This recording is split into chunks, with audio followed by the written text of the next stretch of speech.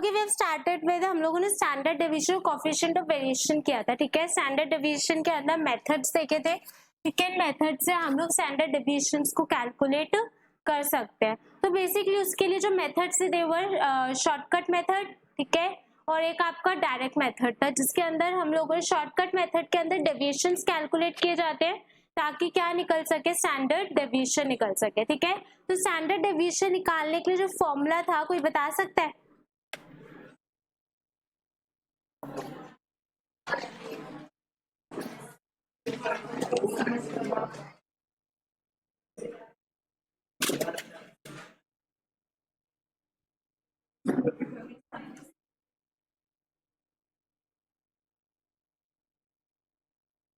Okay, now see, जो अभी सबसे पहले कुछ होमवर्क था आप लोगों के लिए।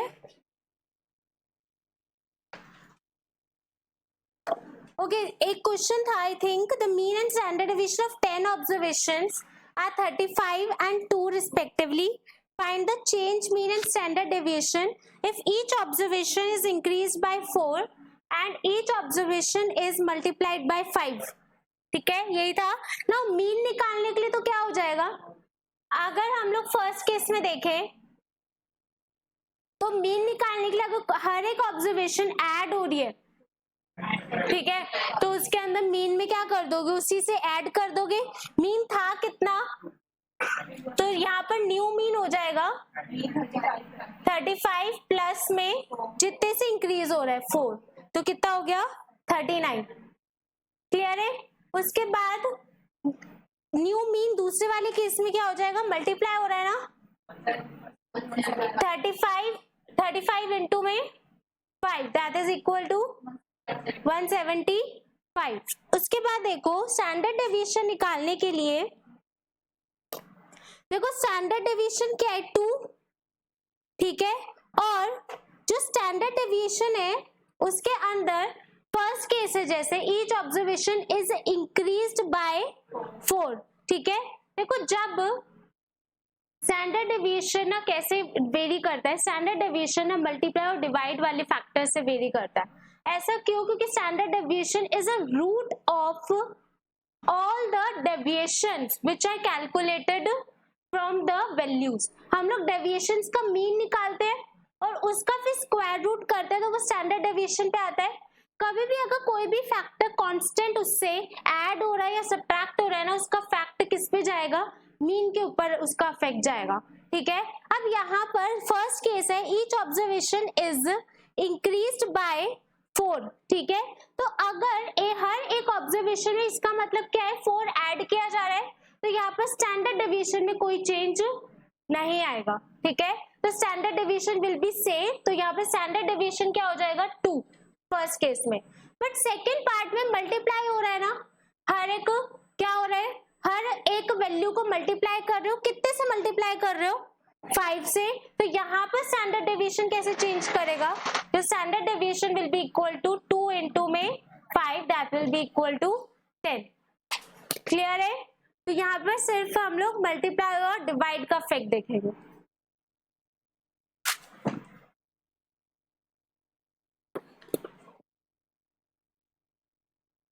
नाउ नेक्स्ट लिखो स्टैंडर्ड डेविएशन के बाद रेंज। क्या कह रहे हो, 5 जो है मल्टीप्लाई हो रहा है ना हर एक फैक्टर में, तो जो हमारा स्टैंडर्ड डेविएशन है वो भी उससे मल्टीप्लाई हो जाएगा। पहले स्टैंडर्ड डेविएशन कितना था, 2 इंटू में 5 is equal to 10। Standard deviation के बाद नेक्स्ट लिखो रेंज। क्यों नहीं किया, क्योंकि देखो ऐड और सब्ट्रैक्शन का इफेक्ट स्टैंडर्ड डेविएशंस पे नहीं पड़ता, मीन के ऊपर पड़ता है। ऐसा क्यों? जो स्टैंडर्ड डेविएशन है it is a mean of deviations जो हम कैलकुलेट करते हैं। वो डेविएशंस कैसे कैलकुलेट करी जाती है, x माइनस एक्स बार, ठीक है, दैट इज मीन। तो कहने से जब मैंने x माइनस एक्स बार कर रखा होगा, उस x बार के अंदर ऑलरेडी मीन एडजस्टेड हो चुका होगा, क्या मीन के ऊपर वो 4 वाला इफेक्ट आ चुका होगा ना। वो 4 का इफेक्ट क्या होगा, अगर वो 4 से इंक्रीज हो रहा है तो मेरा मीन भी मैंने 4 से इंक्रीज करके दिखाया हुआ है यहाँ पर। तो जब मैं x से वैल्यूज मीन से क्या डेविएशन निकाल रही हूँ, तो इसका मतलब मेरा मीन ऑलरेडी यहाँ पर बढ़ा हुआ है ना, तो क्या वो डेविएशंस पे इफेक्ट आ रहा है उस 4 का? पहले लेट से मेरा मीन था लेट से 10 है, अब उसने +4 किया तो 14 हो गया। पहले अगर मैं ओल्ड मीन देखती तो स्टैंडर्ड डेविएशन निकालने के लिए मैं x - 10 करती, लेकिन अब मैं डेविएशन निकालने के लिए क्या करूंगी, x - 14। क्या उसका इफेक्ट यहीं पर शो हो गया मीन के ऊपर? तो कभी भी जो प्लस माइनस होगा वो क्योंकि डेविएशंस में ही उसका इफेक्ट दिखा रहे हैं तो स्टैंडर्ड डेविएशन पे उसका इफेक्ट नहीं आएगा। बट मल्टीप्लाई और डिवाइड का इफेक्ट इसलिए आएगा क्योंकि वो क्या करता है, उसको स्क्वायर रूट करके हम लोग उसको मल्टीप्लाइड इफेक्ट दिखाते हैं। ठीक है, तो यहाँ पर वो मल्टीप्लाई हो जाएगा, दैट विल बी 2 × 5 और ऊपर वाले में standard deviation will B same. Now next case लिखो, range.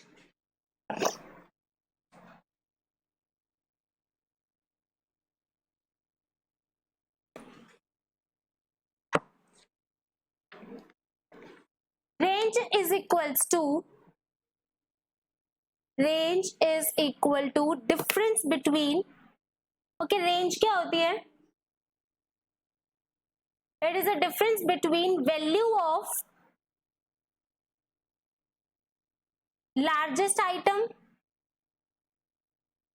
minus value of smallest item, value of largest item minus value of smallest item। तो रेंज क्या हो गई आपकी, L - S।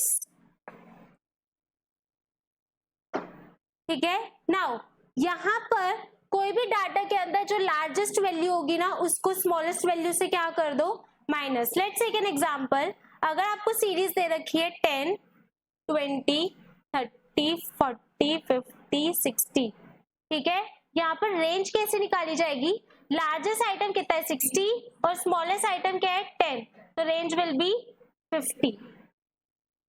क्लियर है, तो 50 क्या हो गई रेंज। नाउ कैन आई से कि 50 जो है एब्सोल्यूट वैल्यू दिखा रहा है डाटा की, तो रेंज जो होती है ना it is a absolute major.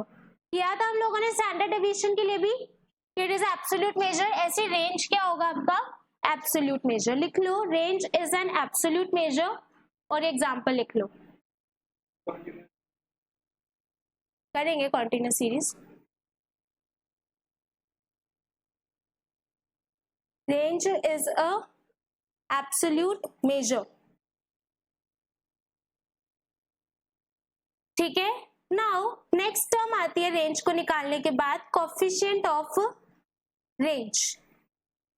अगर रेंज का कोफिशिएंट निकालो तो it will be equal to L - S upon L + S।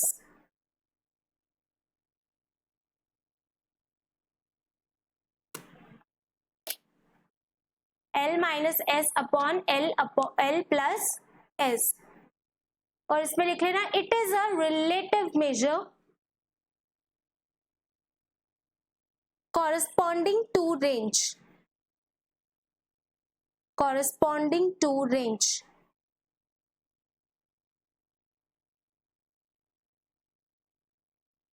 For example,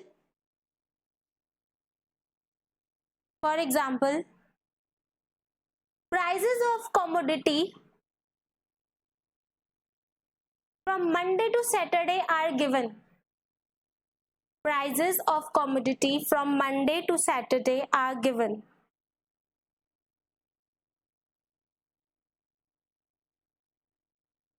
ठीक है, डेज लिखो, फर्स्ट कॉलम में डे और सेकंड कॉलम में प्राइस। नाउ डे में लिखना मंडे टू सैटरडे लिख लो, days Monday, Tuesday, Wednesday, Thursday, Friday, Saturday. और प्राइस दे रखा है 200, 210, 208, 160, 220, 250। 200, 210, 208, 160, 220, 250। नहीं, सैटरडे, मंडे टू सैटरडे। अब यहाँ पर आपको निकालना है रेंज और कोफिशिएंट ऑफ रेंज।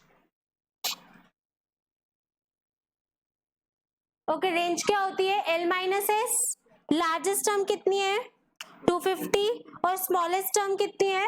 160। तो डिफरेंस क्या आ गया? 90। ठीक है, और कोफिशिएंट कैसे निकालोगे?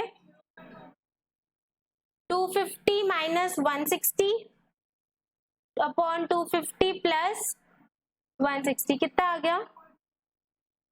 0.2। 1 आ रहा है, 2 कर दूं? 0.22।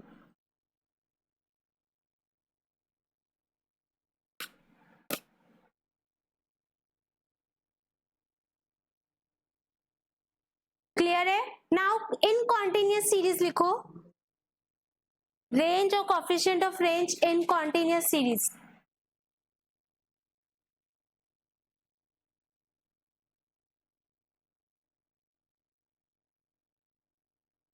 ओके, मार्क्स दे रखे हैं और नंबर ऑफ स्टूडेंट्स दे रखे हैं। मार्क्स और नंबर ऑफ स्टूडेंट्स।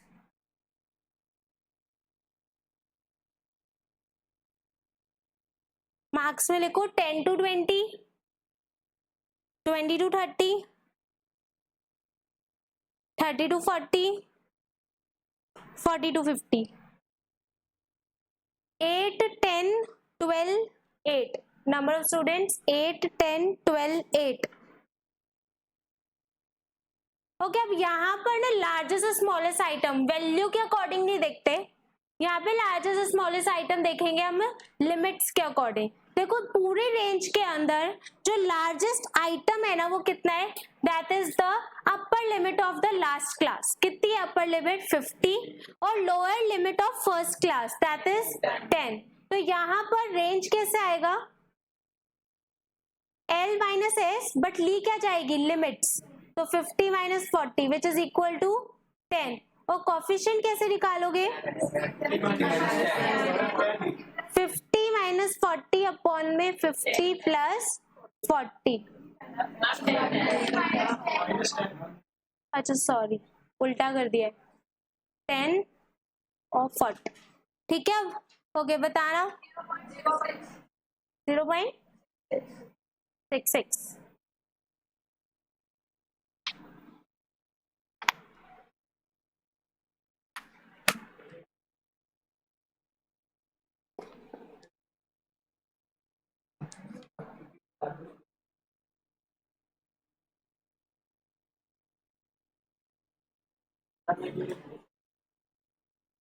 देखो कॉन्टिन्यूस सीरीज के अंदर ना लार्जेस्ट स्मॉलेस्ट आइटम वैल्यूज ही देखते हैं, फ्रीक्वेंसीज नहीं देखते हो, लिमिट्स की देखते हो। तो लिमिट्स के अंदर सबसे हाईएस्ट लिमिट कौन सी है? 50। और लोएस्ट लिमिट कौन सी है? 10। तो लार्जेस्ट कौन सा हो गया? 50 माइनस 10, 40। वही वाला फॉर्मूला कोफिशिएंट के लिए 50 minus 40 upon 50 plus 40 which is equal to 0.66। Clear है? पक्का? Okay, now next interquartile range. Interquartile range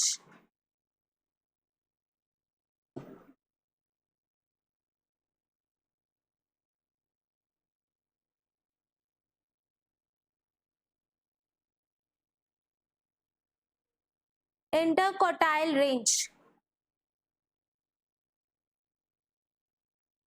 देखो इंटरक्वार्टाइल रेंज कैसे निकालते हैं?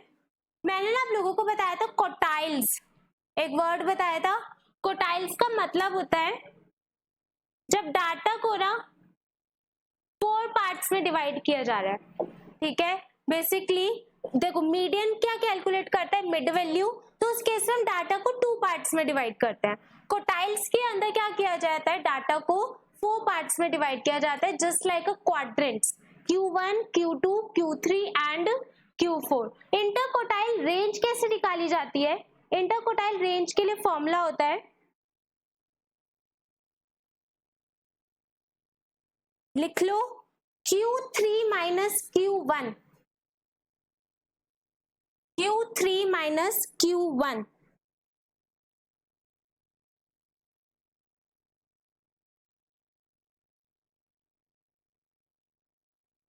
अब यहाँ पर क्वेश्चन आता है कि Q3 और Q1 है क्या, ठीक है। Q3 is equal to third quartile, ठीक है, दैट इज Q3 कि थर्ड पार्ट कौन सा है ऑफ द ऑब्जर्वेशन। अब यहाँ पे थर्ड क्वार्टाइल कैसे निकाला जाता है, देखो मीडियन के लिए क्या करते हो, n+1/2 करते हो, ठीक है। क्वार्टाइल को क्या कर रहे हो, 4 पार्ट्स में डिवाइड कर रहे हो, तो यहाँ पे n+1/2 नहीं करना, क्या करना है n+1/4, और साथ में थर्ड क्वार्टाइल की वैल्यू निकाल रहे हो ना, तो इनटू में क्या कर दोगे 3। तो यहाँ पर फॉर्मूला क्या होता है, लिख लो थर्ड क्वार्टाइल के लिए 3n+1/4 ऑब्जर्वेशन। और Q1 कैसे निकलता है, बाकी अभी क्वेश्चंस करेंगे तो समझ आ जाएगा। First quartile Q1 is first quartile which is equal to 1 into n+1/4 observation। अगर Q2 निकालना होगा तो 2 into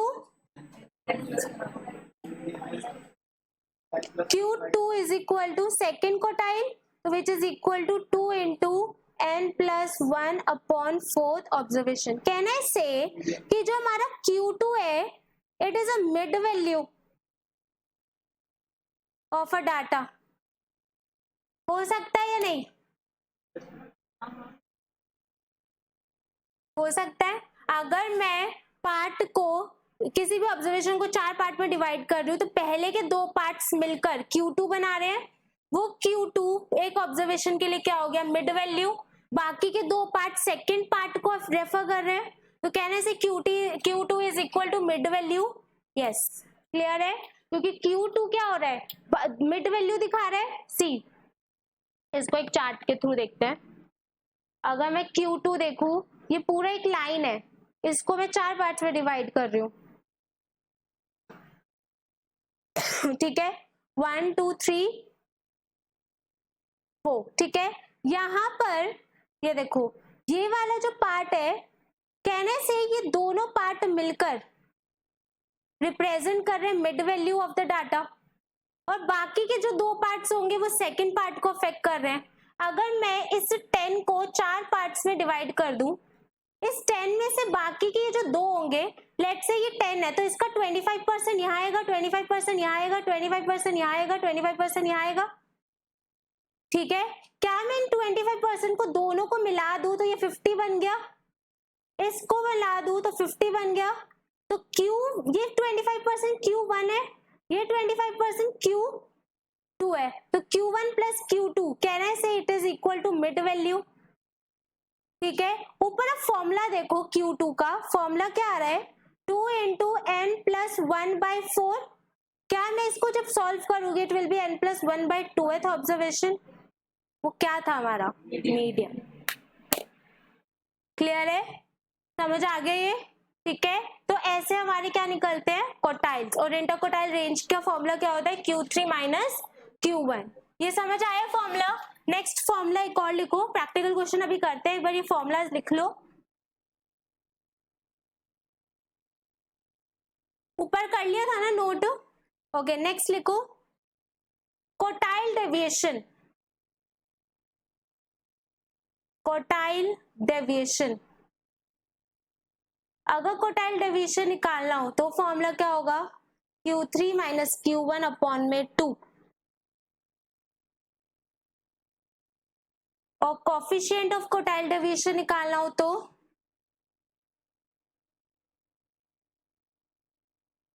Q3 minus Q1/Q3 plus Q1।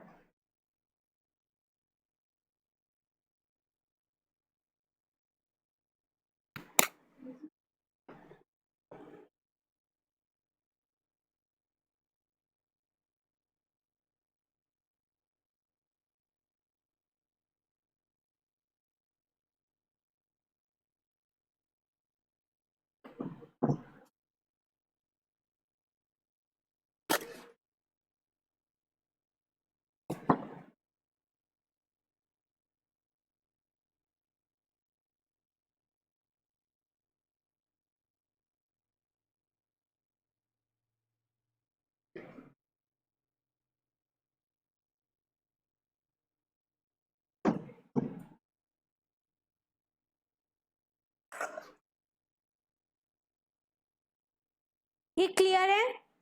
Okay, एक क्वेश्चन लिखो, find out value of QD। अच्छा, क्वार्टाइल डेविएशन और कोफिशिएंट में से रिलेटिव मेजर किसका होगा? क्वार्टाइल डेविएशन का कोफिशिएंट्स हमेशा क्या शो करते हैं? रिलेटिव मेजर, ठीक है। ओके, लिखो, find out value of QD and coefficient of QD।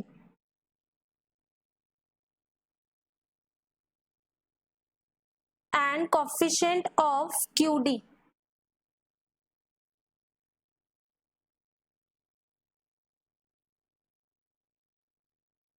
Okay, आप लोगों को दो कॉलम्स बना लो, एक जगह पे रोल नंबर है और एक जगह पे marks. Roll number, marks. Roll number दे रखे हैं 1 से लेकर 7 तक, 1 2 3 4 5 6 7, और मार्क्स दे रखे हैं 20 28 40 12 30 15 50। 20 28 40 12 30 15 50, ठीक है। नाउ सबसे पहले ना, कभी भी हम लोग ये ध्यान रखना, कोई भी ये जब पोजीशंस निकालते हैं ना, क्वार्टाइल्स हो गए, मीडियंस हो गए, या आगे डिसाइल्स होंगे, वो सब, इन सब के लिए पहले डाटा को असेंडिंग ऑर्डर में क्या करते हैं? अरेंज किया जाएगा। तो सबसे पहले क्या करो, एक्स की जो वैल्यूज है दैट इज मार्क्स, उनको क्या करो? असेंडिंग ऑर्डर में अरेंज करो। करो असेंडिंग ऑर्डर में अरेंज।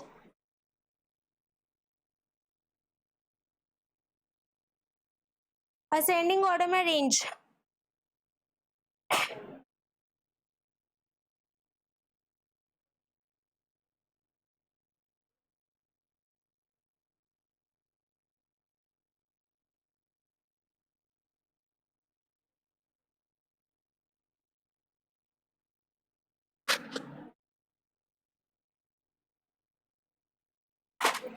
ओके, देखो अरेंज करके कितना आ रहा है ये? 12 15 20 28 30 40 और 50, यही आ रहा है, ठीक है। हमें क्या निकालना है? क्वार्टाइल डेविएशन और कोफिशिएंट ऑफ क्वार्टाइल डेविएशन। अब QD निकालने के लिए फॉर्मूला होता है Q3 माइनस Q1 अपॉन 2। पहले Q3 निकालना पड़ेगा, ठीक है। Q3 की क्या वैल्यू आ रही है? देखो, 3 इंटू 7 प्लस 1 अपॉन में 4th ऑब्जर्वेशन कितना आ रहा है? ये देखो 6th आ रहा है, तो 6th आइटम है कितनी? 40। ऐसे अब निकालो Q1, 7 plus 1 upon 4th observation कितना आएगा? Second observation which is equal to 15। तो हमारे पास QD कैसे आ गया? 40 माइनस 15 अपॉन में 2 विच इज इक्वल टू 12.5, ये आ गए। नेक्स्ट 12.5 के बाद कोफिशिएंट चाहिए। कोफिशिएंट के लिए फॉर्मूला क्या है? Q3 माइनस Q1 अपॉन में Q3 प्लस Q1, तो ये तो 12.9, 40 माइनस 15 आ गया, और ये आ गया 40 प्लस 15, कितना आ रहा है?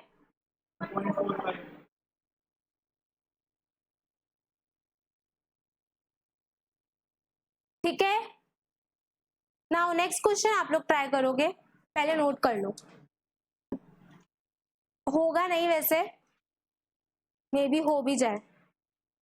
ओके, देखो लिख बताऊं, following are the marks of 10 students,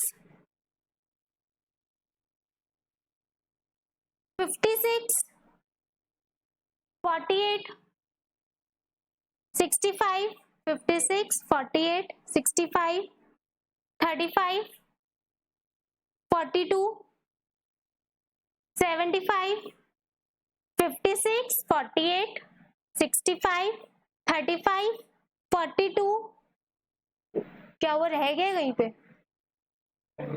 56 48 65 35 42 75 82 60 55, 50. Find QD and its coefficient.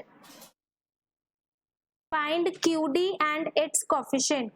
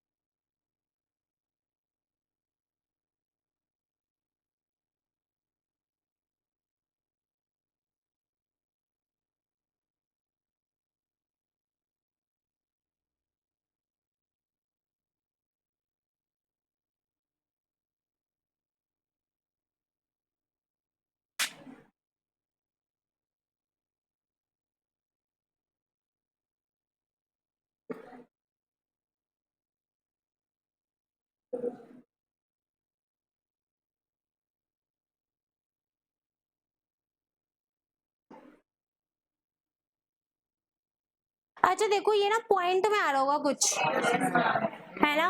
Point को देखो कैसे सॉल्व करते हैं।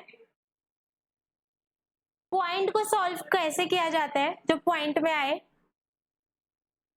देखो आप लोगों ने इसको असेंडिंग ऑर्डर में अरेंज किया होगा, ठीक है। असेंडिंग ऑर्डर में अरेंज करने के लिए जो आया 35, 42, 48, 50, 55, 56, 60, 65, 75 और 82। नंबर ऑफ ऑब्जर्वेशन कितनी हो गई? 10, ठीक है। Q1 कैसे निकलेगा? 10 + 1 अपॉन में 4 ऑब्जर्वेशन, यही आएगा। ये आ रहा है 10 + 1 अपॉन में 4, 2.75 ऑब्जर्वेशन, यही आ रहा है। अब इसको सॉल्व कैसे करते हैं? देखो जो पॉइंट से पहले है ना वर्ड, पॉइंट से पहले क्या है 2, तो ये क्या हो जाएगा सेकेंड ऑब्जर्वेशन, ठीक है। प्लस क्या करोगे, बाकी जो बच गया, कितना बच गया 0.75, इसको मल्टीप्लाई करेंगे किससे?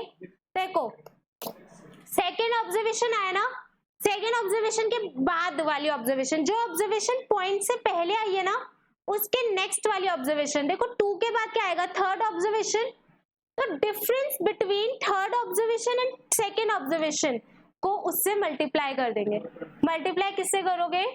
Difference between third observation and second observation. देखो ये थर्ड ऑब्जर्वेशन कैसे आई है? पॉइंट से पहले जो टर्म है सेकेंड है, तो सेकेंड से नेक्स्ट ऑब्जर्वेशन कौन सी होगी? थर्ड। तो थर्ड और सेकेंड का क्या ले लोगे? डिफरेंस। अगर मान लो यहाँ पे थर्ड आता, ये 3.75 होता, तब क्या करते हैं? किसका डिफरेंस लेते हैं? 3 के बाद कौन सा है? 4, तो फोर्थ और थर्ड ऑब्जर्वेशन का डिफरेंस लिया जाएगा। नाउ यहाँ पर देखो ऑब्जर्वेशन के लिए डिफरेंस कैसे लोगे? थर्ड ऑब्जर्वेशन कितना है? 48 और सेकेंड ऑब्जर्वेशन कितनी है? 42। तो 48 माइनस 42 यहाँ पर मल्टीप्लाई हो जाएगा। देखो अब सेकेंड ऑब्जर्वेशन कितनी है? 42 प्लस 0.75 इंटू में 6 विच इज इक्वल टू कितना आ रहा है? 46.50। ये क्या हो गया आपका? Q1। उसके बाद निकालना है Q3। अब Q3 निकालो। Q3 निकालने के लिए, अच्छा नोट अभी कर लेना, एक बार सुन लो। अब Q3 निकालने के लिए क्या करोगे? 3 इंटू n + 1/4 ऑब्जर्वेशन, ठीक है। तो अब देखो ये क्या आएगा? 3 इंटू 10 + 1 अपॉन में 4 कितना हो गया? 8.25। अब यहाँ पर देखो 8th डेसिमल से पहले कितना है? 8, तो कैसे निकाला जाएगा? 8th ऑब्जर्वेशन प्लस 0.25 को किससे मल्टीप्लाई करोगे? 9th observation minus 8th observation. ठीक है, 8th ऑब्जर्वेशन कितनी है बताना देखकर, 65, और 9th ऑब्जर्वेशन कितनी है 75, तो कितना हो गया 10 डिफरेंस हो गया, तो कितना आएगा बताओ 67.5। क्लियर है ये? अब निकाल लो, Q3 माइनस Q1 आ गया, ऊपर करूं क्या ये?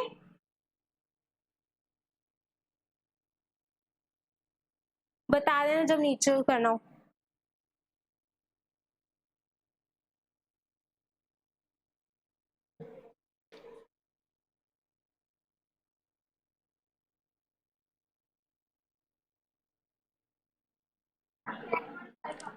क्या आ रहा है 10.5? कोटाइल डेविएशन 10.5 आ रहा है, कोफिशिएंट 18.42।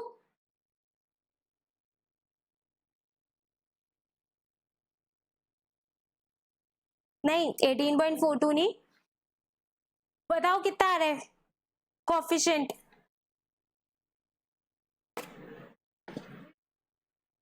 0.0 नहीं 92 तो नहीं आ रहा।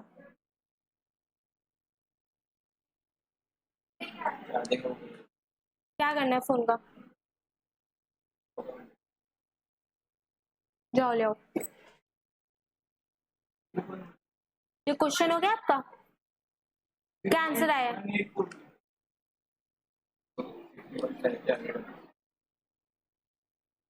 अच्छा 0. हाँ जी ये ठीक आ रहा है 0.184। बाकी Q3 वाला भी कर लो। नाउ कोटाइल डेविएशन हो जाएगा आपका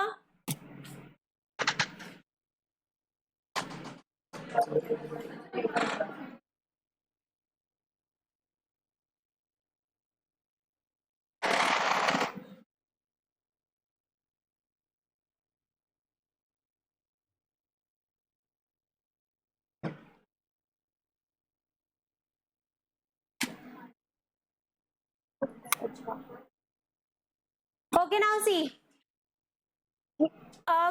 आई थिंक कोटाइल डेविएशन तो निकल गया होगा, Q3 माइनस Q1 अपॉन में 2 विच is equal to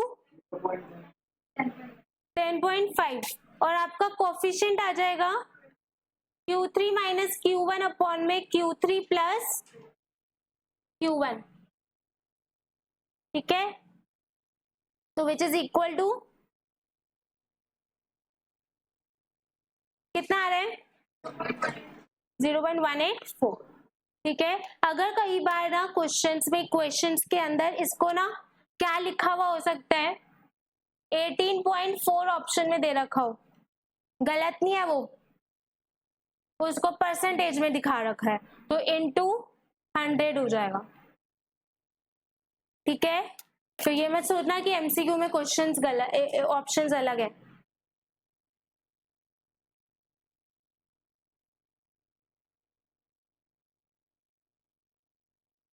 okay next अब क्वेश्चन लिखो एक, मीन एंड वेरिएंस, लिखो question, mean and variance of 5 observation,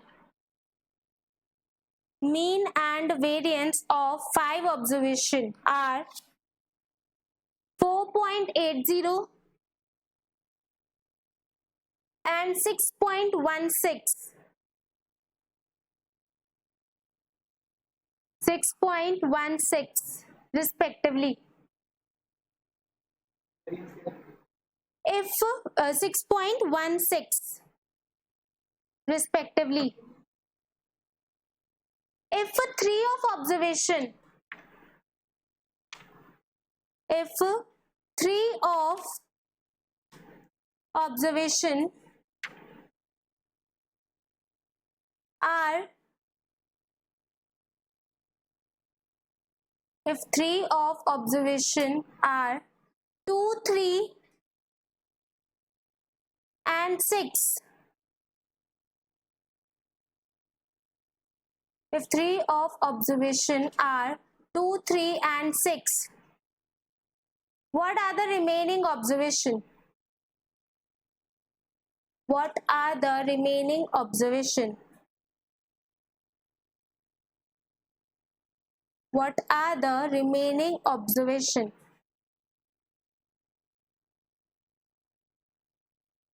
now question आता है वेरिएंस ही क्या है ना? वेरिएंस निकालने के लिए फॉर्मूला होता है वेरिएंस इज इक्वल टू, लिख लो, स्टैंडर्ड डेविएशन निकालना सीखा था, स्टैंडर्ड डेविएशन का स्क्वायर, स्टैंडर्ड डेविएशन का स्क्वायर।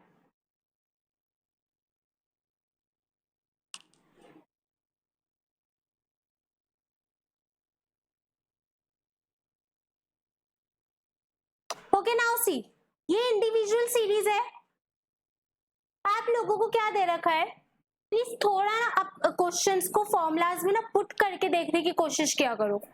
सब कुछ डायरेक्टली तो नहीं गिवन होगा ना, जैसे इस क्वेश्चन में डायरेक्टली गिवन नहीं है, तो हम लोगों को फॉर्मूलाज देखने पड़ेंगे कि कहाँ कहाँ पे मैं कैसे अप्लाई कर सकती हूँ। आप लोगों को मीन का फॉर्मूला पता है, क्या होता है मीन का formula? Sigma of all x's upon में एन, इंडिविजुअल सीरीज ही गिवन है ना, ठीक है, और उसका मीन आपको दे रखा है 4.80, यही गिवन है, ठीक है, और आपको वेरिएंस दे रखा है, वेरिएंस कितना दे रखा है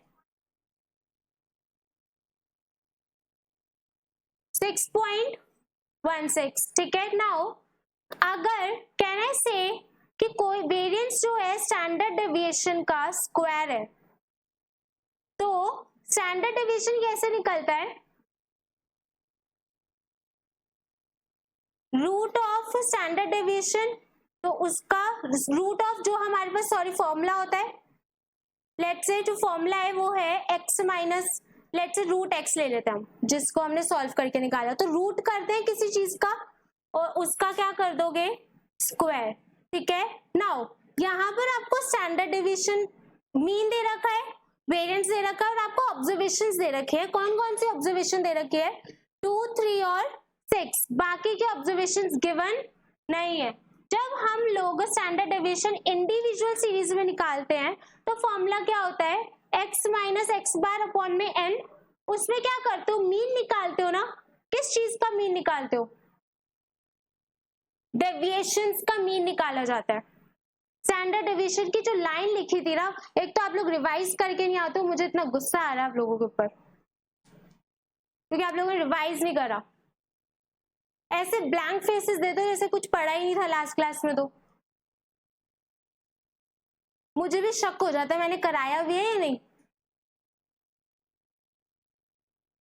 कुछ याद आ रहा है स्टैंडर्ड डेविएशन किया था? बिना बुक रजिस्टर्स के पीछे पलटे कोई ऐसा पर्सन है जो मेरे को स्टैंडर्ड डेविएशन का फॉर्मूला बता दे, मुझे यहां से दिख रहा है कौन पलट रहा है।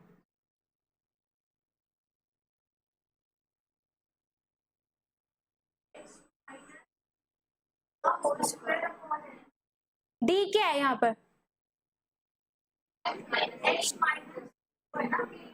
Mean, mean, okay, mean upon में एन।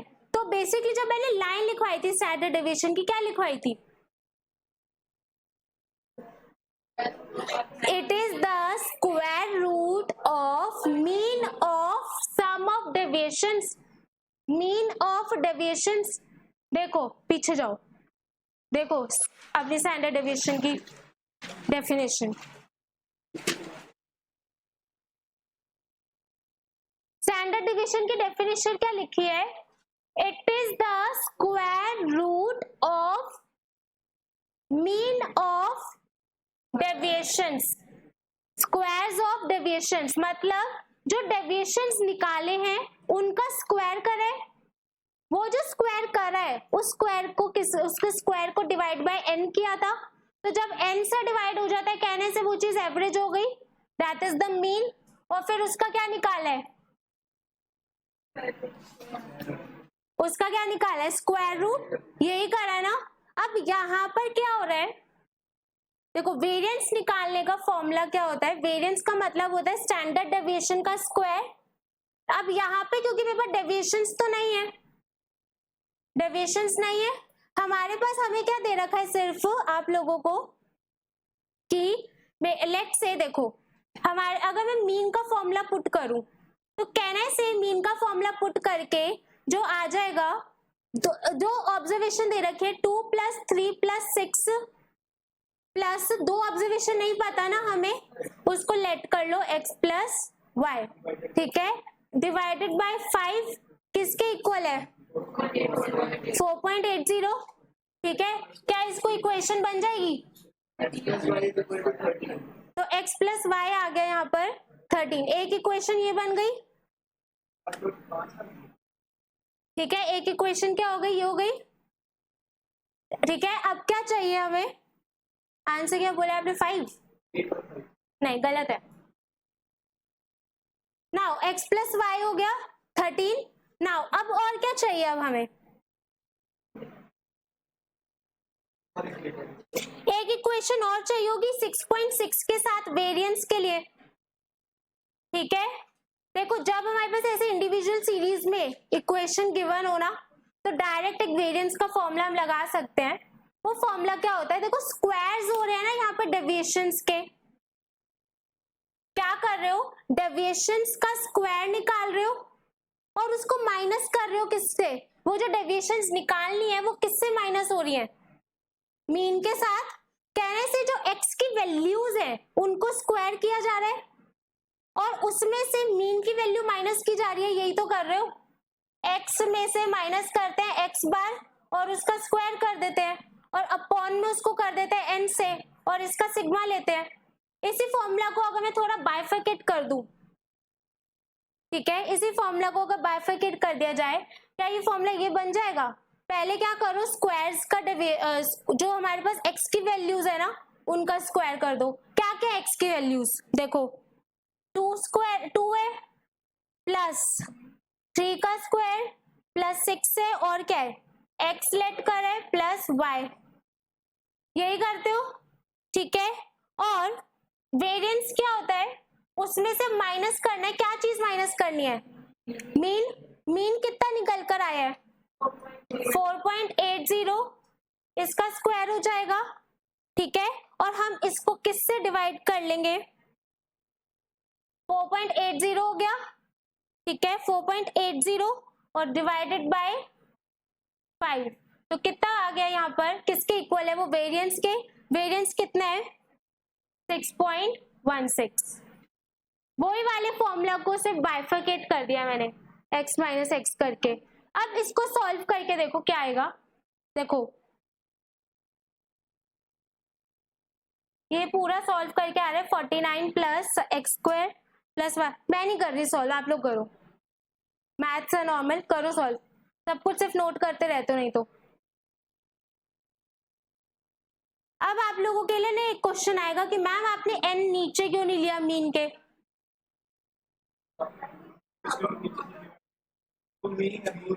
क्योंकि वो मीन है ना, वहां पर n की वैल्यू नहीं आएगी माइनस, क्योंकि वहां पर तो ऑलरेडी n डिवाइडेड है, ठीक है। अब निकालो इसको वैल्यू को, अपॉन में 5 माइनस ये कितना आ रहा है 4.80 का square 23 which is equal to 6.16। क्या इससे इक्वेशन आ जाएगी आप लोगों के पास, निकालना क्या इक्वेशन आ रही है,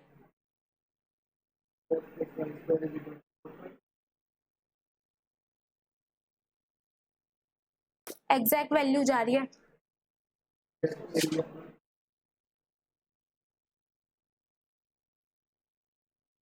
बाकी लेट मी सी 6.16 प्लस 23.04,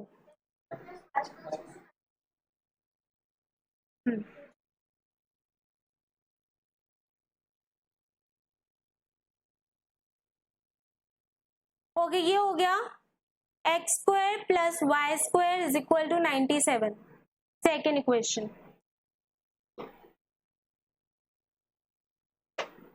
ठीक है।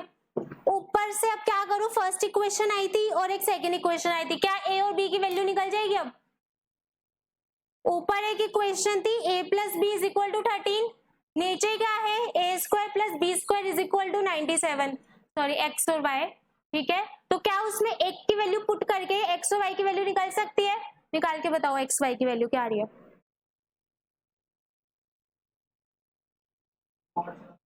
हम्म,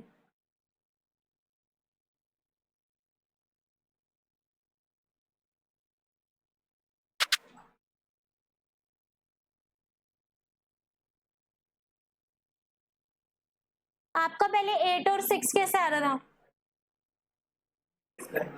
हाँ,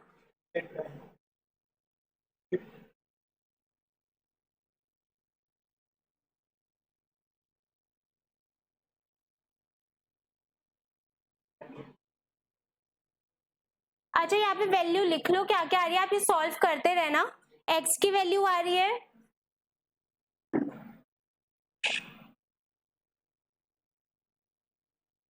x की 9 आ रही है या y की 9 आ रही है?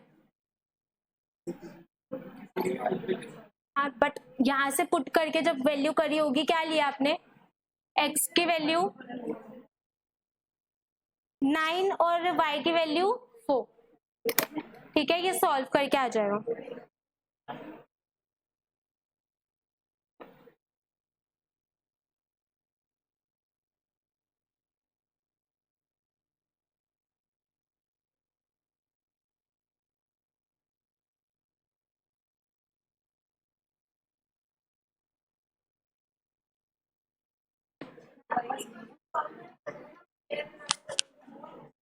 पेयर मत बनाओ, ऊपर x प्लस वो है ना, देखो एक equation x plus y is equal to 13 वाली है ना,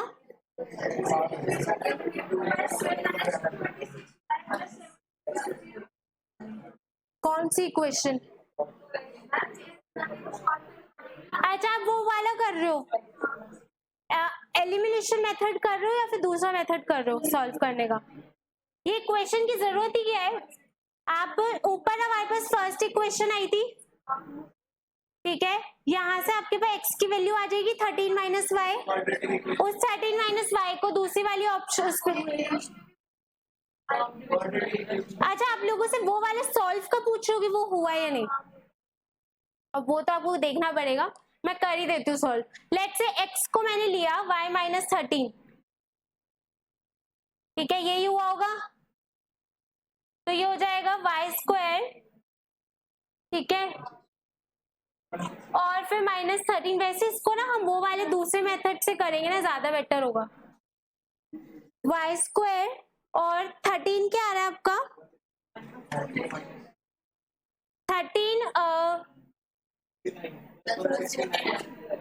प्लस 169 माइनस 13 इंटू 2 26, ये वो खोल लिया है, plus y square is equal to 97, ये हो गया 2y square plus 9 minus 26y plus 169 is equal to 97।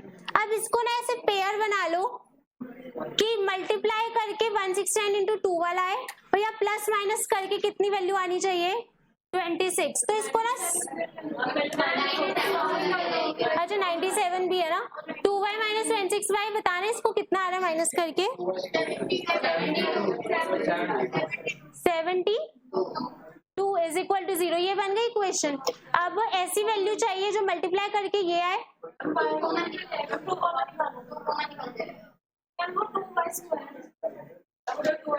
एक सेकेंड, 2 कॉमन निकल के y जो भी वैल्यू आएगी वो और x, ठीक है।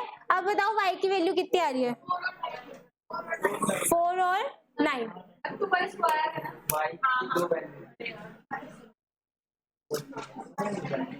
अच्छा हाँ ये स्क्वायर है, ठीक है, ओके क्लियर है, ये सॉल्व हो जाएगा नाउ।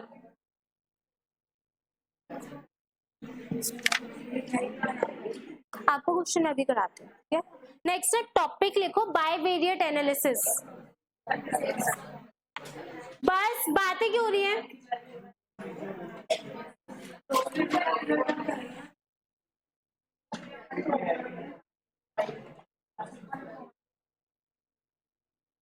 ओके नेक्स्ट टॉपिक लिखो परिधि। क्या हो गया? सॉल्व नहीं हुआ है आपका answer. Bivariate analysis, bivariate analysis.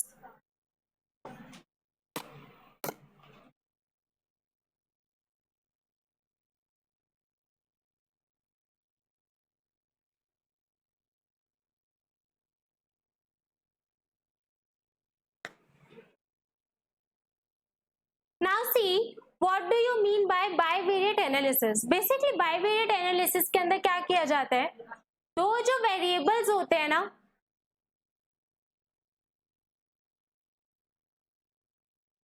Please बातें करनी है, बाहर चले जाओ।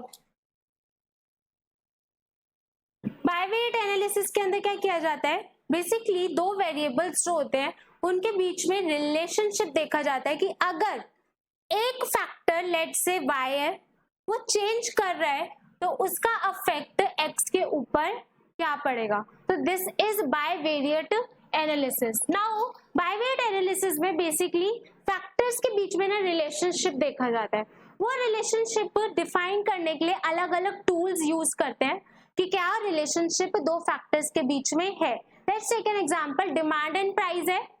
यहाँ पर डिमांड और प्राइस दो अलग अलग फैक्टर्स हो गए, इनके बीच में कैसे वो वेरिएट कर रहे हैं एक दूसरे की वजह से। जैसे अगर प्राइस बढ़ रहा है तो डिमांड पे क्या इफेक्ट आ रहा है, वो चीज देखने के लिए हम लोग टूल्स यूज करते हैं जो किस में यूज किए जाते हैं, बायवेरिएट एनालिसिस के अंदर। तो बायवेरिएट एनालिसिस में हम अलग अलग टूल्स पढ़ेंगे ये देखने के लिए कि वो रिलेशनशिप बिटवीन टू वेरिएबल्स क्या है।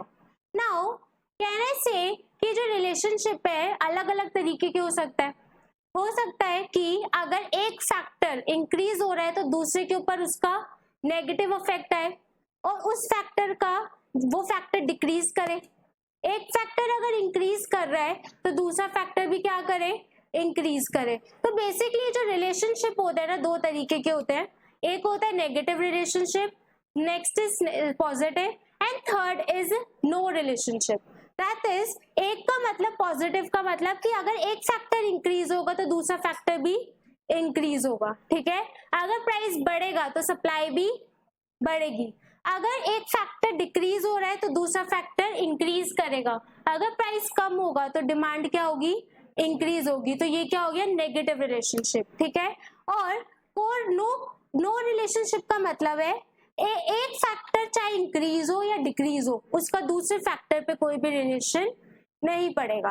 लेट्स टेक एन एग्जांपल,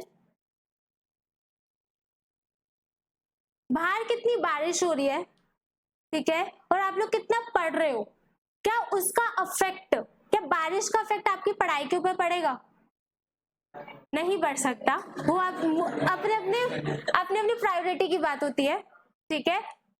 तो अगर क्या हो जाएगा, बारिश आएगी तो लाइट चली जाएगी। तो वी शुड, इतनी डेडिकेशन होनी चाहिए कि हम लोग अंधेरे में भी पढ़ सके फोन की टॉर्च खोल के। सो बेसिकली जो फैक्टर्स एक दूसरे के ऊपर अफेक्ट नहीं करते that is known as no relation, ठीक है। तो इस रिलेशनशिप को पढ़ने के लिए we will study different tools कि एक फैक्टर दूसरे फैक्टर पे कैसे डिपेंड कर रहा है और कितना उस पे अफेक्ट डाल रहा है। क्लियर है, लिखो बायवेरिएट एनालिसिस में, it is one of the simplest form, क्या, हाँ, बायवेरिएट एनालिसिस के अंदर अलग अलग जो स्टेप्स आएंगे that is correlation. Bivariate analysis is one of the simplest form of statistical analysis or statistical analysis.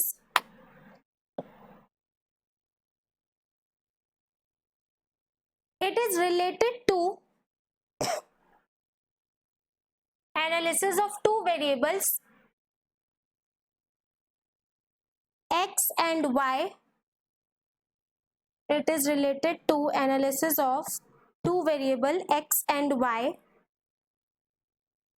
for purpose of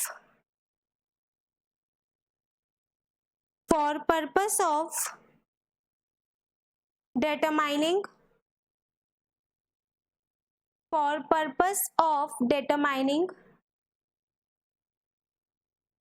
empirical relationship for purpose of determining empirical relationship. EMPIRICAL,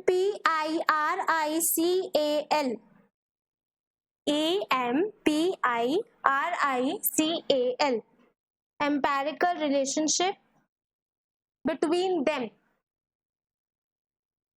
ठीक है, क्या देखेंगे, दो वेरिएबल्स के बीच में क्या रिलेशन है उसको देखने के लिए हम लोग क्या करते हैं, bivariate analysis. For this bivariate analysis,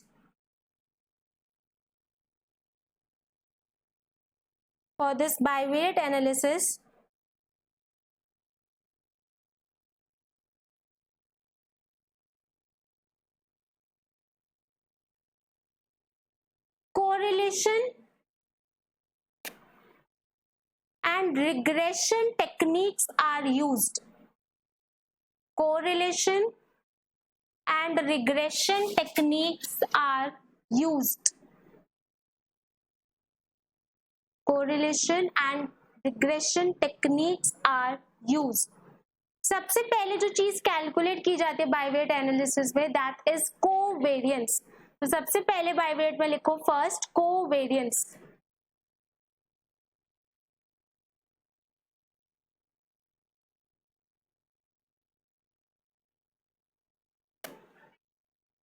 extra pen है किसी के पास?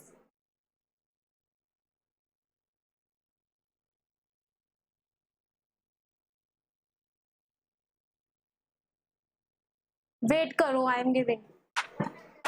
मिल गया? ओके, नाउ सी, कोवेरिएंस के अंदर क्या देखते हैं, लिखो covariance indicates how two variables, covariance indicates how two variables are related. A positive covariance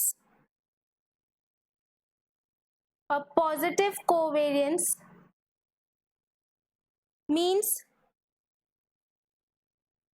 variables are positively related.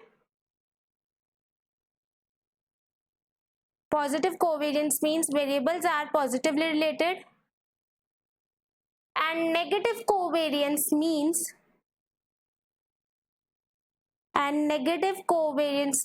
variables are inversely related. And negative covariance means variables are inversely related. Covariance can be calculated by following formula. Okay, इसको ना denote कैसे करते हैं, covariance दो variables के बीच में निकाला जाएगा. तो एक वेरिएबल लेट से x हो गया और एक y, तो हम x और y के बीच में क्या निकाल रहे हैं, कोवेरिएंस. इसके लिए फॉर्मूला क्या है, लिख लो, sigma x minus x bar multiply में y minus y bar upon में n.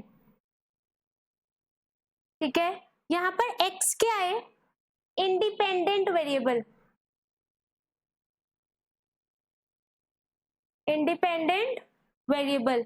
y क्या है, डिपेंडेंट वेरिएबल. ठीक है, एमसीक्यू के लिए इंपॉर्टेंट, x को क्या मान रहे हैं, इंडिपेंडेंट, और y को क्या मान रहे हैं, डिपेंडेंट.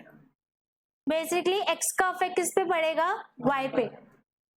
x बार क्या है, मीन ऑफ x, और y बार क्या है, मीन ऑफ y.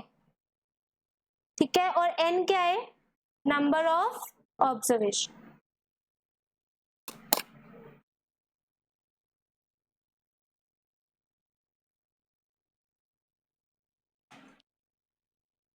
मतलब बेसिकली आप लोगों को क्या करना है, x और y के डेविएशंस निकालने फ्रॉम द मीन, और उसको मल्टीप्लाई कर दोगे, उसको मल्टीप्लाई करके जो सिग्मा बेसिकली टोटल आएगा वो किससे डिवाइड हो जाएगा, n से. ठीक है, लिखो एक एग्जांपल, x और y, एक कॉलम में x एक में y. अच्छा, फॉर्मूला इजी है ना ये,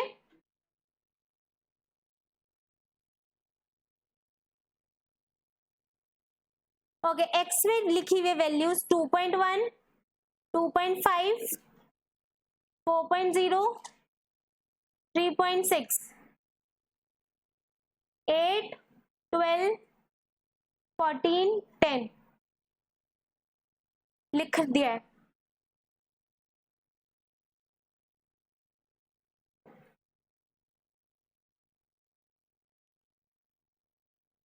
अब सबसे पहले ना इनका मीन निकालो। सबसे फर्स्ट स्टेप मीन निकालना। कैसे निकालते हैं मीन? बस ऐड करके डिवाइड बाय n, ठीक है? निकाल के बताओ। फिर हम x माइनस एक्स बार निकालेंगे और देन y माइनस वाई बार।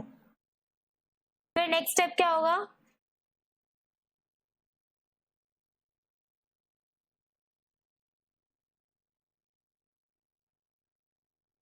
क्या x बार आपका आ रहा है 3.1?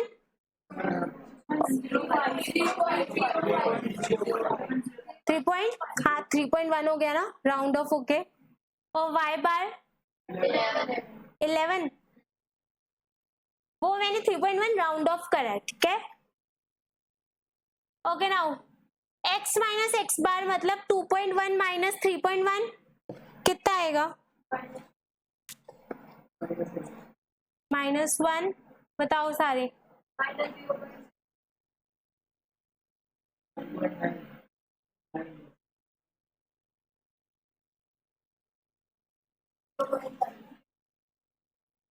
ऐसे y वाली -3, सॉरी 1, और मल्टीप्लाई करके हो जाएगा ये। हाँ जी पूछो। ओके कैसे हुआ? 3.05 है ना, 3.05 है ना, तो अब ये 5 है। जब तो 0 को जो देखते हैं, 3 के आगे वाला पॉइंट को मैं राउंड ऑफ कर रही हूँ। 0.5 है ना, तो 0.5, 5 जब आ जाता है तो उससे नेक्स्ट नंबर ले लेता है ना। 0 के नेक्स्ट नंबर क्या है? 1। हम लोग वो, अच्छा आप ये तो नहीं सोचो 3.05 तो हम 3 को राउंड ऑफ कर रहे हैं। जब हमारे पास डेसिमल्स होते हैं ना, राउंड ऑफ करने के लिए दो तरीका होता है। It is a basic maths. 3.05 है, पॉइंट के बाद जब डेसिमल्स के बाद राउंड ऑफ किया जाता है तो मैं डेसिमल को राउंड ऑफ कर रही हूँ, खाली डेसिमल के बाद की फिगर को। डेसिमल के बाद की फिगर कितनी है? 0.5। तो 0.5 को राउंड ऑफ करने के लिए क्या हो गया? 5 आ रहा है। अगर 5 से ऊपर भी आता तो 1 होता। अगर ये 4 होता तो मैं इसको 3.04 ही लिखती, ठीक है? I am not rounding off 3 को पूरा राउंड ऑफ नहीं कर रही, मैं डेसिमल को राउंड ऑफ कर रही हूँ, डेसिमल के बाद के फिगर। ये हो गया 3।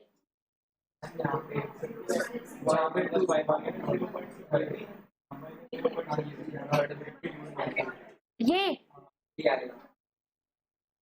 ओके अब बताओ 0.6,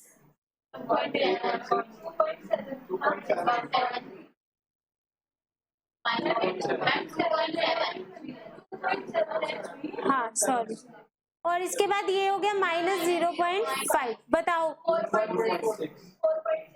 4 ओके। अब फॉर्मूला में हो गया पुट। कोवेरियंस के लिए कैसे आ जाएगा? एक्स वाई 4.6 अपॉन में 4.6 अपॉन में 4 कितना आ रहा है? 1.1। क्या ये पॉजिटिव है? पॉजिटिव है तो कौन सा कोवेरियंस हो गया? Positive covariance.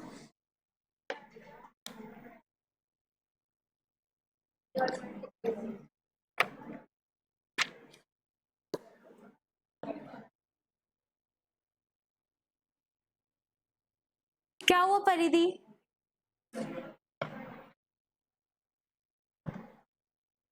अच्छा पहले यहाँ तक नोट कर लो फिर आगे चलते हैं।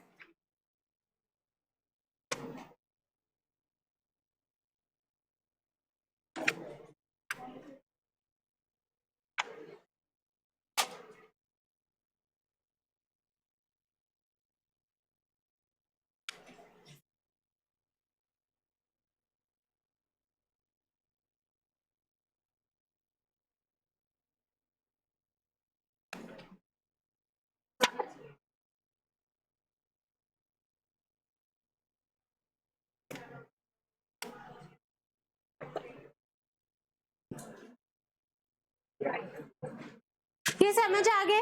नाउ नेक्स्ट लिखो coefficient of correlation. Coefficient of correlation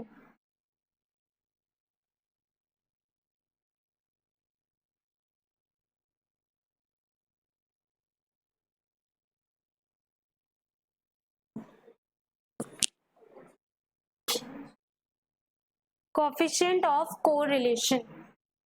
now see coefficient of correlation क्या बता रहे, जैसे पीछे किया था, तो it tells the relationship in degrees. ठीक है, तो बेसिकली पॉइंट हम लोग जब भी कोई वैल्यू रिलेशनशिप के निकाल रहे, tells us the relative major. ठीक है, जो कोवेरियंस दे रहा था तो वो क्या आपको दे रहा था, absolute measures. Coefficient of correlation क्या देगा, रिलेशनशिप का रिलेटिव मेजर। ठीक है, तो लिखो इसके अंदर coefficient of correlation determines degree of relationship between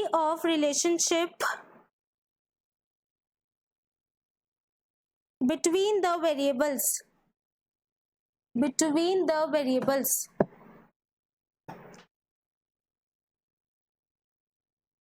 These are divided into three types. सबसे पहला टाइप लिखो positive and negative.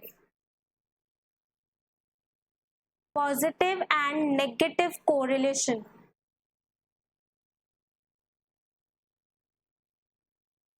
What do you mean by positive and negative correlation?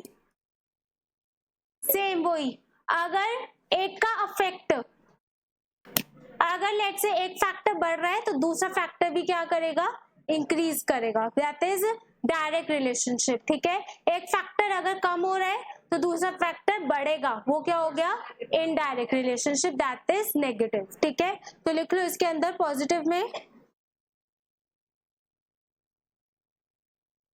If direction of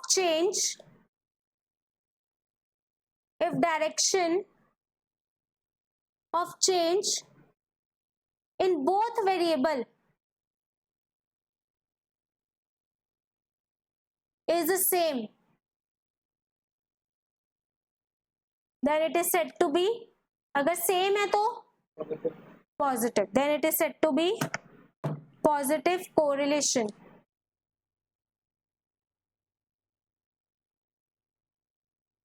Then second,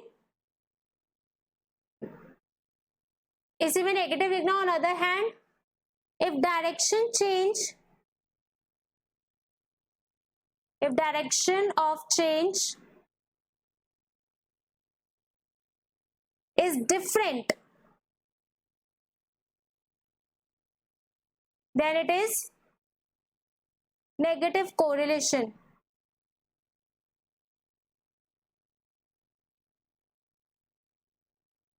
ठीक है, second लिखो simple and multiple correlation.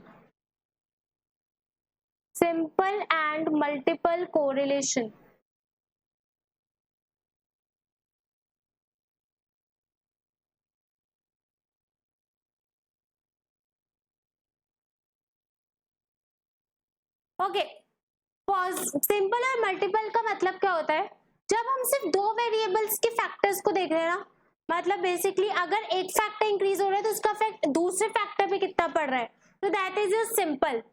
Multiple के अंदर क्या होता है कि एक फैक्टर अगर चेंज हो रहा है तो उसका अलग अलग फैक्टर्स पे कैसे अफेक्ट पड़ रहा है, या फिर हम दो से ज्यादा वेरिएबल्स अगर स्टडी करते हैं तो उसके केस में क्या आ जाता है, मल्टीपल। देखो कोरिलेशन के लिए कहने से दो वेरिएबल्स तो होंगे ही होंगे, मैं रिलेशन देख रही हूँ ना दो के बीच में, बट अगर दो से ज्यादा वेरिएबल्स को हम स्टडी कर रहे हैं तो वो क्या हो जाएगा, multiple correlation. Let's take an example. क्या एक कॉस्ट, बेसिकली डिमांड अलग अलग फैक्टर से अफेक्ट हो सकती है, प्राइस हो गया, ठीक है, ऐसे फैक्टर्स ऑफ प्रोडक्शन हो गए, या फिर अगर कोई भी टेस्ट हो गए, इनकम्स हो गई, तो अगर मैं सबको रिलेट कर रही हूँ कि कितना अफेक्ट उसका पड़ रहा है तो that is the multiple correlation. और अगर मैं डिमांड को सिर्फ प्राइस के साथ रिलेट कर रही हूँ तो that is the simple correlation, ठीक है। तो basically simple and multiple, simple means दो वेरिएबल्स को स्टडी करना, दो से ज्यादा वेरिएबल स्टडी हो रहे तो दैट इज मल्टीपल। लिख लो इसके अंदर, if the relation is related to only two variable, if relation is related to only two variable,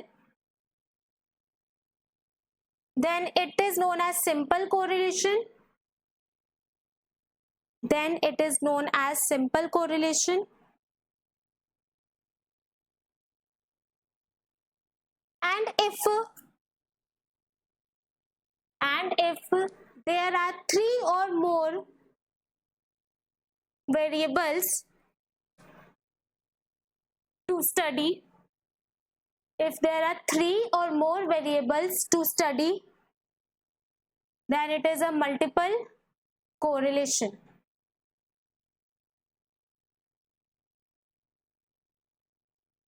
For example, relationship between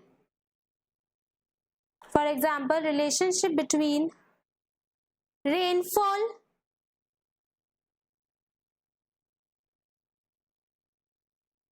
and production of wheat. Relationship between rainfall and production of wheat is known as simple correlation. Is known as simple correlation.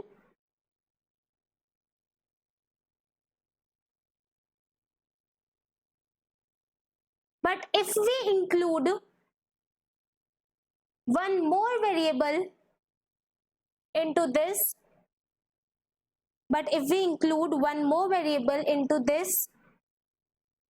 then it will become multiple correlation.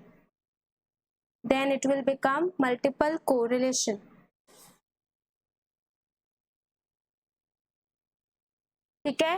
और last type लिख लो, linear and non linear, linear and non linear, linear and non linear.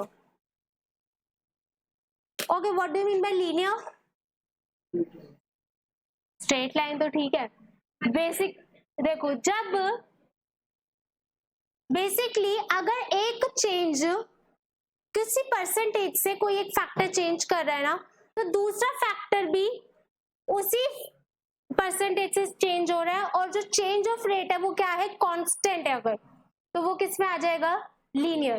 But change of rate अगर constant नहीं है तो वो किस में आ जाएगा, नॉन लीनियर। तो जब कांस्टेंट होगा तब कर्व कैसे बनेगा रिलेशनशिप का, it will be a straight line, ठीक है। लेकिन जब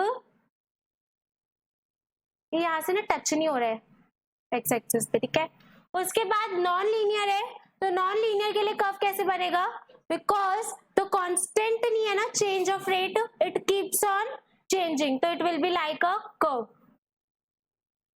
ठीक है, it is not a straight line. Clear है? तो this is the linear and this is non linear. Linear के अंदर लिखो, if amount of change in one variable bears a, if amount of change in one variable bears a constant change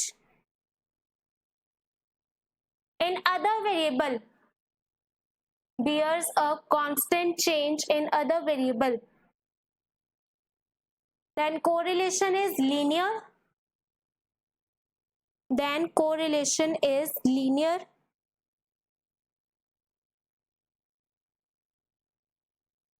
Whereas if amount of change is not constant, if amount of change is not constant, then it is non-linear, then it is non-linear. ये diagram बना लो, then it is non-linear.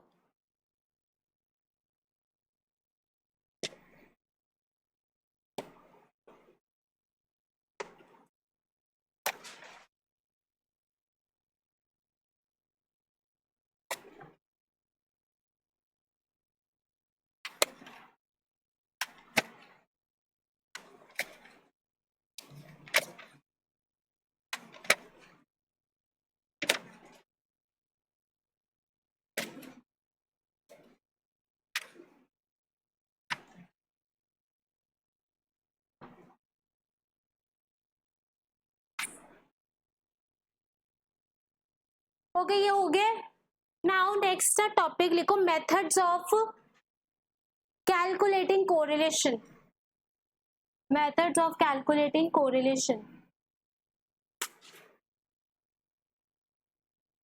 Calculating correlation, सबसे पहला method होता है Karl Pearson's coefficient of correlation. Karl Pearson's coefficient of correlation.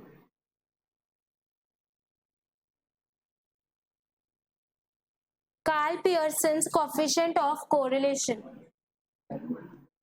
अच्छा, coefficient of correlation के लिए जो सिंबल यूज किया जाता है ना, इट इज स्मॉल r, ठीक है, it is small r। Now coefficient of correlation के लिए कार्ल पियर्सन ने क्या फॉर्मूला दिया था, सीएस की बुक्स में गलत है, मत फॉलो करना उसको, ठीक है। नाउ r गलत दे रखा है सीरियसली में, उसको वाले से करोगे, बट कैलकुलेट ठीक फॉर्मूला से कर रखा है। ऊपर जो आप लोगों को प्रेजेंट करके देता है ना फॉर्मूला, वो गलत लिखा हुआ है, ठीक है। तो आप लोग लिख लो क्या फॉर्मूला है। n बहुत अच्छा फॉर्मूला है, n sigma x y minus sigma x into sigma y upon में root n into sigma x square minus sigma x whole का स्क्वायर, ठीक है। और फिर दोबारा से मल्टीप्लाई में रूट। अब जैसे यहाँ पे x है ना, वैसे वहां पर क्या आ जाएगा y, n sigma y square minus sigma y whole square. बहुत इजी फॉर्मूला है, नहीं लिटरली नहीं, ये सीरियसली सरकाज़म नहीं है, ये बहुत इजी फॉर्मूला है। सिर्फ क्या करना है, x और y है ना, देखो समझ के करेंगे। सबसे पहले x और y को इंटू कर दो बस, और क्या करना है, और उसको n से मल्टीप्लाई कर दो।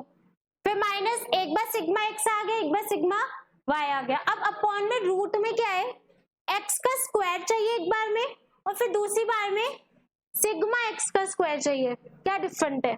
उसके बाद y आ जाएगा, ठीक है, और उसको मल्टीप्लाई कर देना है, और कुछ नहीं करना है यहाँ पर। अच्छा लिख लिया ये फॉर्मूला पेपर में, हाँ जी आ सकता है,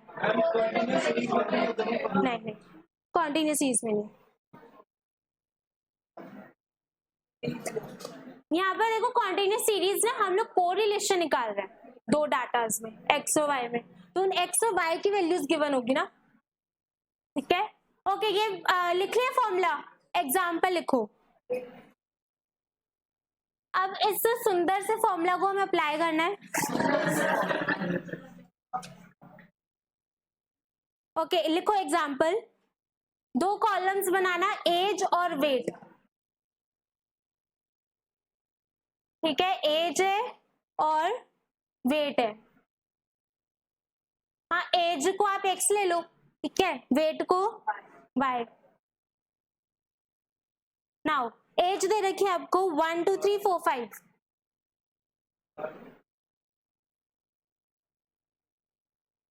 एज है 1 2 3 4 5, और वेट दे रखे हैं 3 4 6 7 12।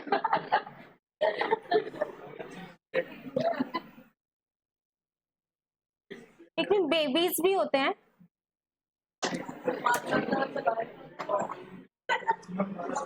ओके ना, सी 3 4 6 7 12 क्लियर है। नाउ अब क्या करना है आपको, आर निकालना है बस, coefficient of correlation. Coefficient of correlation के लिए सबसे पहला स्टेप क्या करोगे, x का स्क्वायर निकाल लो, और क्या चाहिए हमें, y का स्क्वायर भी चाहिए और xy भी चाहिए, ठीक है। तो निकालो, x का स्क्वायर कितना आएगा,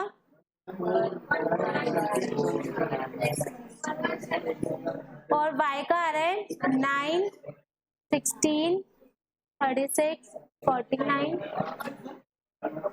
और एक्स वाई है 3, 4 2 8, 6 3 18, 7 4 28, 60। टोटल बता दो तीनों का और इसका 55, 254 और इसका एज एक्स की टोटल कितना है 15 और इसका है 32।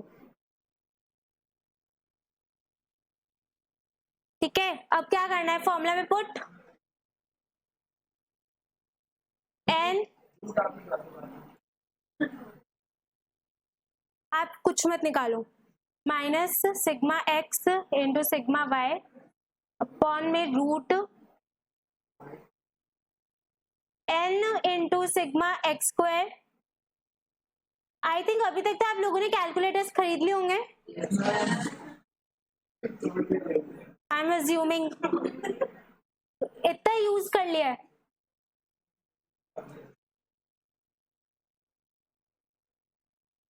ओके अब बताओ वैल्यूज।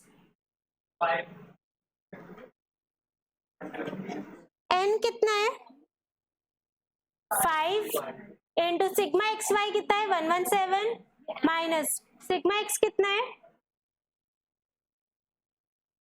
55 इंटू 254, नहीं सॉरी एक्स स्क्वायर का, सॉरी एक्स स्क्वायर का डाल दिया मैंने।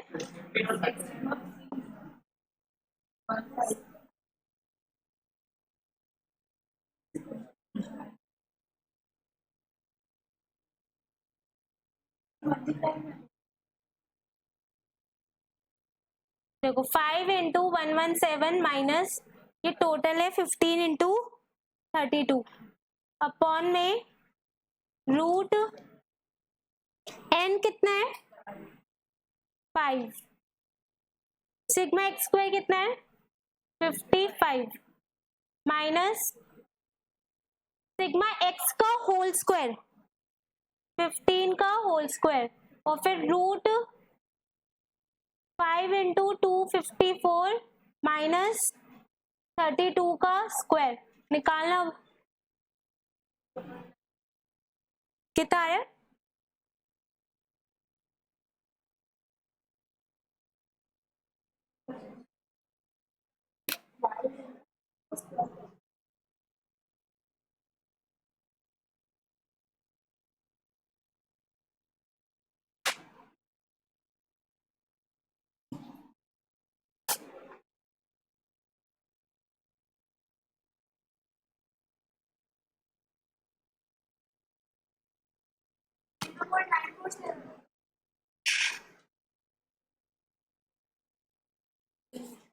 अच्छा, जो भी आपके कोफिशिएंट्स आएंगे ना हमेशा किस रेंज में आएंगे 0 to 1 के बीच में। तो देख लेना अगर वो नहीं आ रहा ना इट मीन्स आपने कुछ करेक्ट नहीं करा है।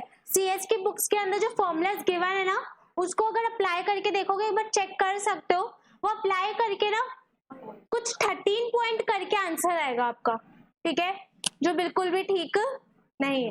क्लियर है? 0.9467 ये आ गया, इजी था ना ये।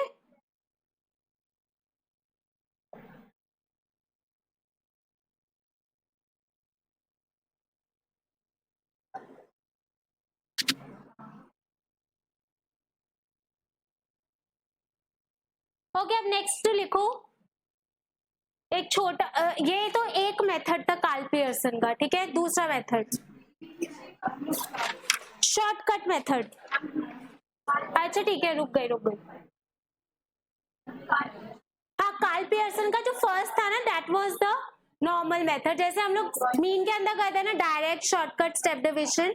अब सेकंड है शॉर्टकट मेथड।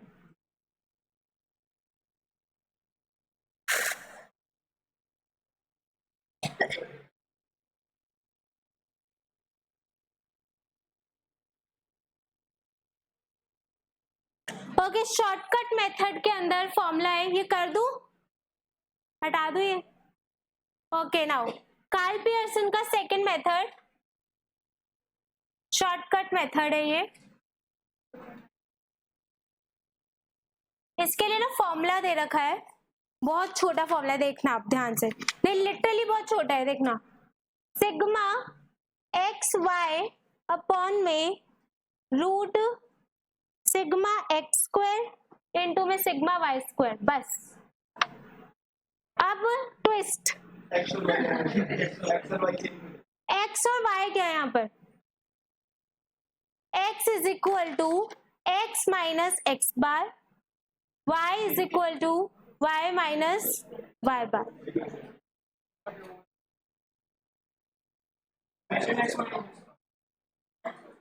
हाँ हाँ, ये छोटा मेथड है। हाँ, उससे तो ऑब्वियसली छोटा है ना।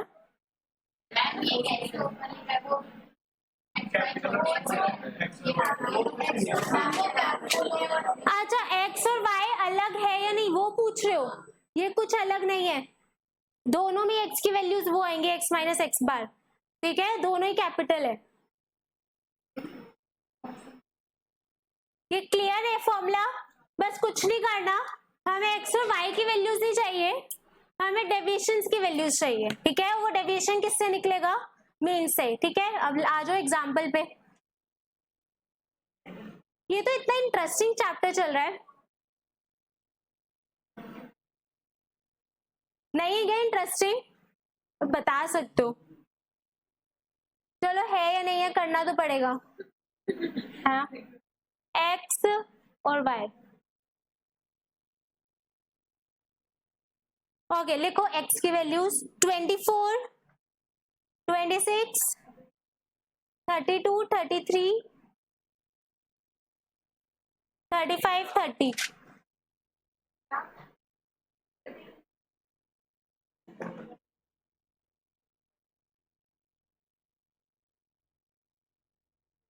ठीक है, और y की वैल्यूज हैं 15, 20, 22, 24, 27, 24। ये खुद करो,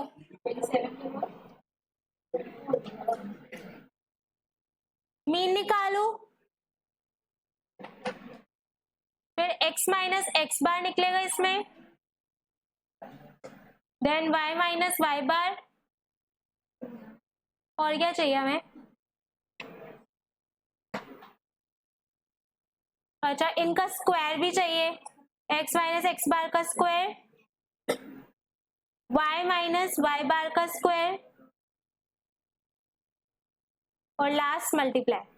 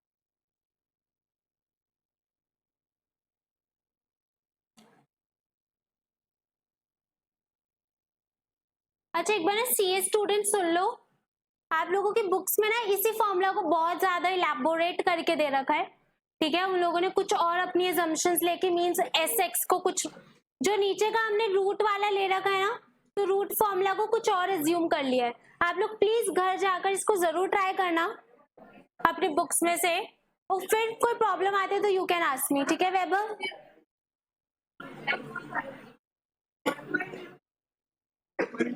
देखो पहली बात तो 1 पॉइंट आ ही नहीं सकता, तो वहीं पे आंसर गलत हो गया आपका। ये देखो x मैं लिख रही हूँ वैल्यूज, देखना मैच करना, ठीक है? नहीं, -6 -4 2 3, क्या मीन कितना आया? 30 आया ना? 30, तो उसके अकॉर्डिंग आ गया। और y बार का कितना मीन आया है? 22, ठीक है। -7 -2 0 2 5 2। अब इसका स्क्वायर कर दोगे,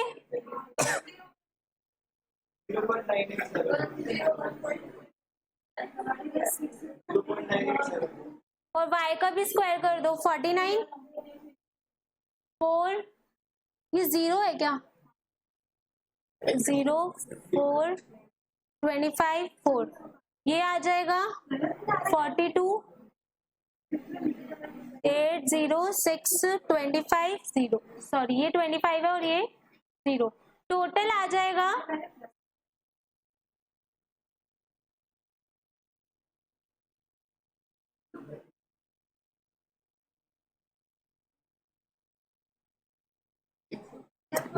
ओके, सबका टोटल आ रहा है 180 132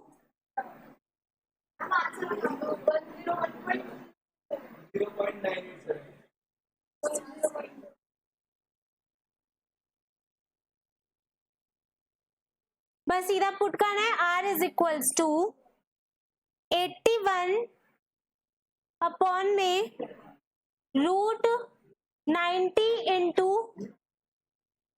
86 विच इज इक्वल टू कितना आ रहा है? 0.92।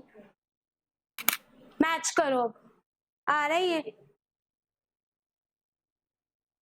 नीचे करूं क्या? बता देना।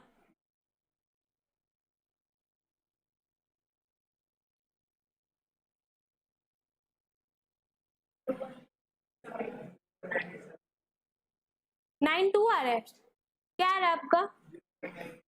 987 98 कैसे आ रहा है? बहुत ज्यादा नहीं फर्क आ रहा। मैंने आंसर लिखा हुआ है, क्या गलती करी है?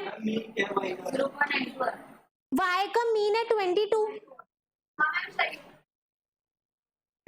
तो फिर ये मैच नहीं हो रहा है आप लोगों का। नमन, क्या चीज नहीं हो रही है?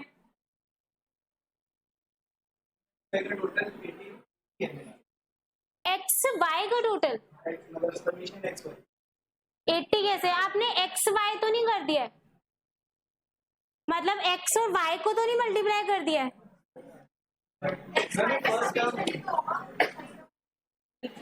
एक्स वाई का समेशन है, तो एक्स क्या है? डेविएशन है ना?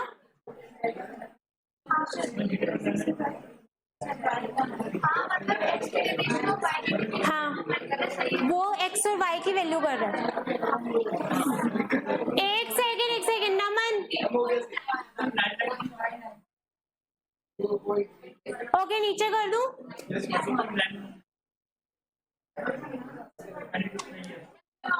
आ गया?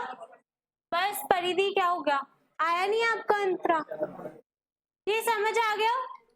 Now last method, Karl Pearson का ही एक और मेथड है रिलेशन को सॉल्व करने का। लास्ट मीन्स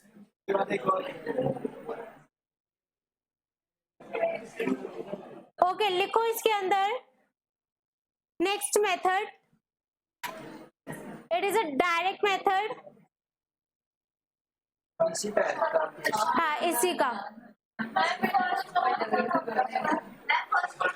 फर्स्ट वैल्यू की नेमिंग नहीं है। हाँ, सिंपल करके कर लो। ओके नाउ सी, इसके लिए क्या करोगे? फॉर्मूला क्या है?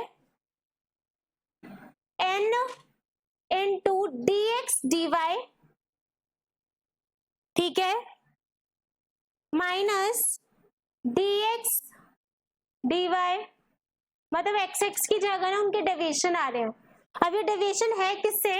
मीन से नहीं है, अज्यूम मीन से, ठीक है। और फिर उसके बाद है रूट n सिग्मा dx का स्क्वायर माइनस सिग्मा dx का होल स्क्वायर, फिर वही चीज y के साथ रिपीट होगी। बहुत इजी है, लिटिल इजी है।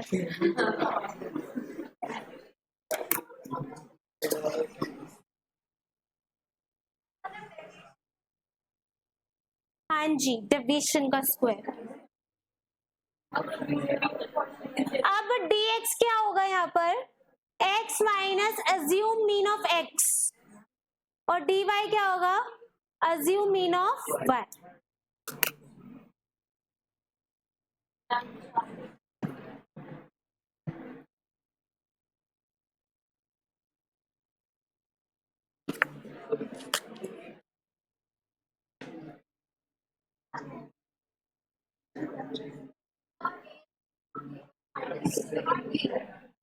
dx, sorry for bad handwriting।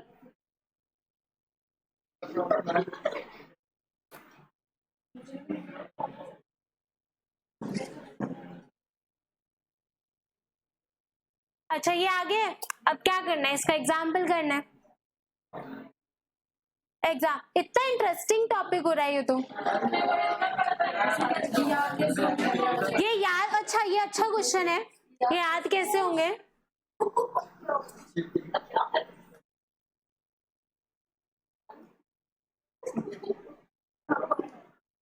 Please थोड़ा मैनर्स।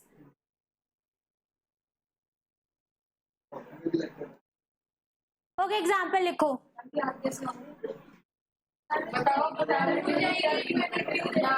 याद कैसे होंगे? एक बार एक क्वेश्चन लिख लो, मैं तीनों की ट्रिक्स बता दूंगी कैसे याद करना है, ठीक है? तीनों याद हो जाएंगे। वैसे पता है सिर्फ एक फॉर्मूला याद करना है ऊपर वाला, बाकी फॉर्मूलाज वो वैसे ही है, वो फ्रेमिंग वैसे ही हो रखी है। एक एग्जांपल लिखो, इसको करके देखते हैं पहले। And I am repeating, please CA students घर जाके इसको जरूर करना। आपके बुक्स के अंदर ना उनको बाइफिकेट करके फॉर्मूलाज दे रखे हैं, अप्लाई यही करना है, फाइनल में रिजल्ट यही निकल कर आ रहा है, ठीक है? उस बाइफिकेशन की जरूरत नहीं है इतना स्टडी करने की, ठीक है? लेकिन तब भी कोई प्रॉब्लम आए तो you can ask me in next class. Okay लिख लो, इसके अंदर x है और y है। 14 12 14 16 16 17 16 16, सॉरी 15 है ये, और y है 13 11